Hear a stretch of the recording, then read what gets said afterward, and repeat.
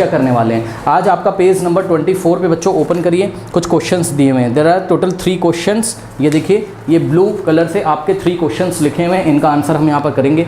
ये देखिए कुछ क्वेश्चंस लिखे हैं पेज नंबर 24 पे, करेक्ट। इसमें से क्वेश्चन नंबर 1 अगर आप जो लोगे तो क्वेश्चन नंबर 1 लेने से पहले आप एक काम करिए, NCERT की अपनी बुक पेज नंबर 21 ओपन करिए। ये देखिए पेज नंबर 21 पे ये जो डायग्राम बना है एक डिस्टिलेशन का, ये डायग्राम आपको आना चाहिए। बस ध्यान रखें, यहाँ पर mixture of acetone and water लिया था और आपको बस mixture of acetone and water की जगह यहाँ पर क्या लेना है, क्वेश्चन नंबर 1 में mixture of petrol and water लेना है, करेक्ट। चलिए स्टार्ट करते हैं इस क्वेश्चन को। तो देखिए बच्चों, कह रहा है कि how will you separate a mixture containing kerosene and petrol, differences in their boiling point is more than 25 degree Celsius. Okay students, now ध्यान दें, बात समझिए। हमने आपको क्लास में बताया हुआ है, जब आपके पास 2 मिसेबल लिक्विड्स होते हैं, 2 मिसेबल लिक्विड्स। अच्छा, बहुत सारे बच्चों को मिसेबल इमिसेबल का नहीं मतलब पता है, तो हम आपको बता देते हैं मिसेबल और इमिसेबल लिक्विड का क्या मतलब होता है, वो आप लोग थोड़ा सा फील कर लीजिए। देखिए बेटा, मान लीजिए कि आप एल्कोहल लेते हो, इथेनॉल। इथेनॉल को जब पानी में मिक्स करोगे तो यूनिफॉर्मली मिक्स हो जाता है, मतलब आपको एल्कोहल का कोई अलग लेयर नज़र नहीं आएगा, पानी का आपको कोई अलग लेयर नज़र नहीं आएगा। लेकिन अगर आप एक इमिसेबल का एग्जांपल देखिए जरा, इथेनॉल और वाटर तो मिसेबल हो गया, एसीटोन और वाटर भी मिसेबल हो गया। इमिसेबल का आप एग्जांपल देखिए तो आपको समझ में आ जाएगा मैं क्या कहना चाहता हूँ। मान लीजिए आपने कैरोसिन ऑयल लिया और वाटर, कैरोसिन ऑयल मतलब जो मिट्टी का तेल होता है वो आपने लिया, करेक्ट। तो ये देखिए आपने मिट्टी का तेल इसमें डाला और पानी डाला, थोड़ी देर के बाद आप इसको छोड़ दीजिए तो आप क्या देखोगे, ऊपर तो आपको क्या मिल जाएगा, कैरोसिन का लेयर, ये पूरा सब कैरोसिन है, और नीचे आपको सेपरेटली क्या नज़र आएगा, वाटर, करेक्ट।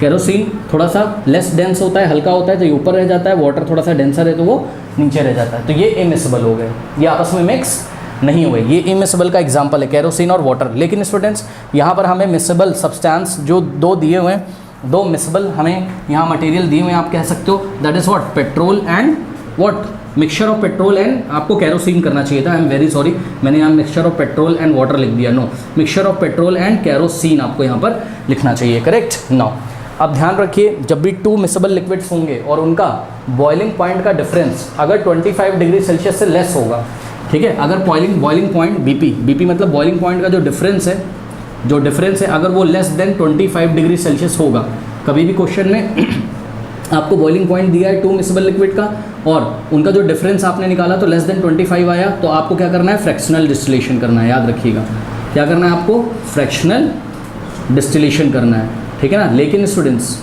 अगर आपको कभी भी एग्जाम में क्वेश्चन दिया है boiling point difference, 2 miscible liquid के बॉइलिंग पॉइंट का जो डिफरेंस है वो ग्रेटर देन कितना दिया हुआ है, 25 डिग्री सेल्सियस, तो आपको क्या करना है, डिस्टिलेशन करना है। याद रखिएगा, यानी कि जब बॉइलिंग पॉइंट में ज़्यादा डिफरेंस होता है, 25 डिग्री सेल्सियस से ज़्यादा डिफरेंस होता है, तो आपको क्या करना है बताइए, डिस्टिलेशन करना है। और अगर आपका जो बॉइलिंग पॉइंट का डिफरेंस है 2 मिसेबल लिक्विड का लेस देन 25 है, तो आपको फ्रैक्शनल डिस्टिलेशन करना है, ठीक है। बात समझ में। कुछ बच्चे मेरे को पूछते हैं सर अगर 25 डिग्री सेल्सियस हुआ डिफरेंस तो आप फ्रैक्शनल डिस्टिलेशन ही कर लीजिएगा। अब मेरी बात ध्यान से सुनो, क्वेश्चन देखिए, कह रहा है कि how will you separate a mixture of containing kerosene oil. ध्यान दें students, kerosene oil and petrol. पता है ये कैरोसिन ऑयल और पेट्रोल बेटा अगर आप ले लोगे और इसको अगर मिक्स कर दोगे आप, करेक्ट, तो आप क्या देखोगे, एक यूनिफॉर्म सॉल्यूशन आ जाएगा। यहाँ पे आपको 2 लेयर्स अलग अलग नहीं दिखाई पड़ेंगी, ये यूनिफॉर्मली एक दूसरे में अच्छी तरीके से मिक्स हो जाएगा। आप पहचान नहीं पाओगे कहाँ पेट्रोल है और कहाँ कैरोसिन ऑयल है, करेक्ट।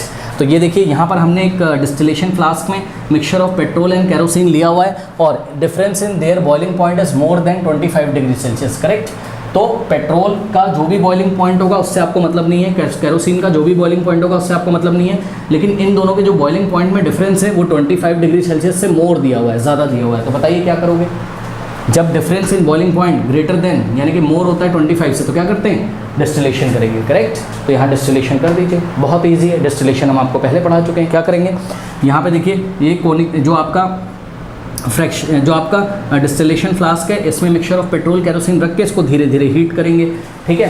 अब हम आपको बता दे रहे हैं, मेरी बात ध्यान से सुन लीजिए बेटा, पेट्रोल का जो बॉइलिंग पॉइंट होता है वो कैरोसिन से लेस होता है, याद रख लीजिएगा ये बात। हमने क्या बोला बेटा, ध्यान से चेक करो, ठीक है। Boiling point of petrol is less than kerosene oil, क्या हमने बोला, इसको सभी बच्चे नोट कर लेंगे। बीपी मतलब boiling point of petrol is less than kerosene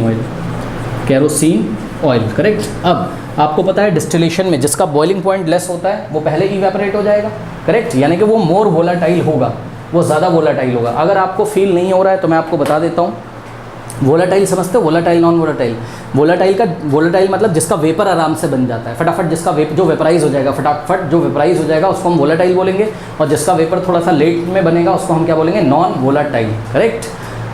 अब ध्यान से चेक करो बेटा, या लेस वोलाटाइल, जिसका वेपर बात समझो, जिसका वेपर अच्छे से नहीं बनेगा, आराम से नहीं बनेगा, वो लेस वोलाटाइल होगा, ठीक है।